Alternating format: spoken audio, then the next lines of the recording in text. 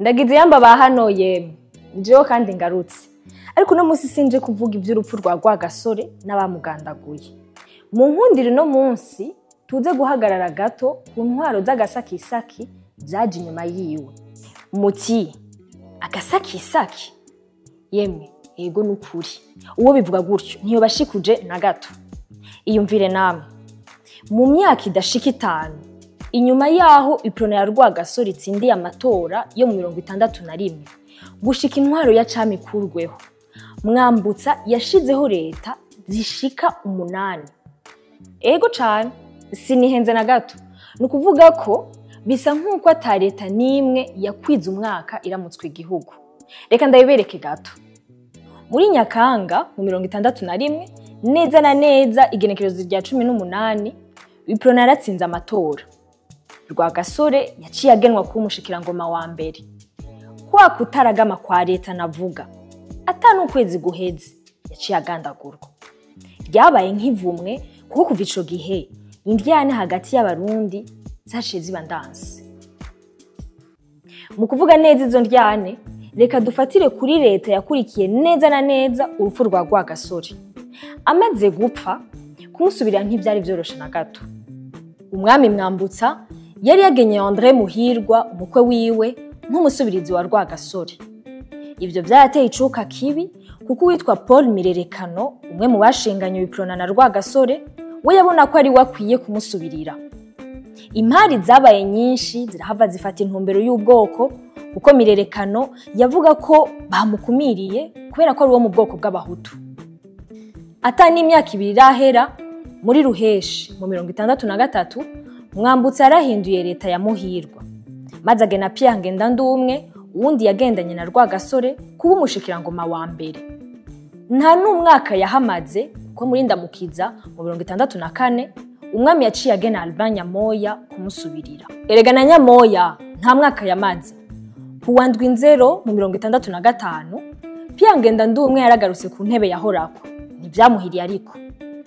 kuko inyuma y'indwi imwe yaciye agandagurwa hari kuwa 15 nzero uyu mwaka nyene urupfu rwiwe turamaze kurugarukako naha nyene za ngorane z'amoko zabandanije zikomera kuko harababona ko urwo rupfu rwari rufatiye ku moko Ngendandumwe amaze kugandagurwa umwami yaciye agena Joseph Bamina nk'umushikirangoma wa mbere nawe niyahatevye kuko muri Nyakanga mu 65 nyene yaciye asubirirwa na Leopold Bihumugani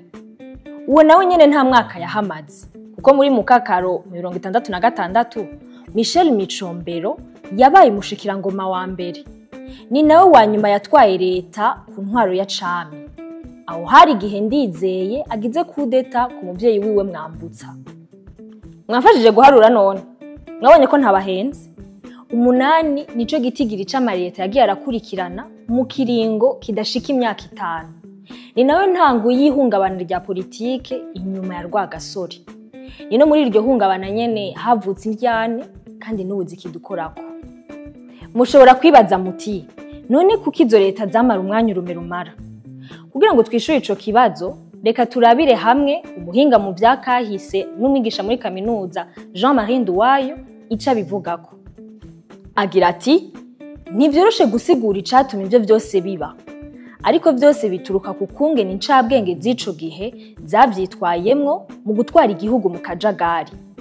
ikindi nukunyinyurana hagati y'izo cabwenge nyene aha twofatira akarorero kundyane zabaye hagati ya André Muhirwa na Paul Mirerekano bapfa gusubirira Rwagasore Jean-Marie Nduwayo arongera ati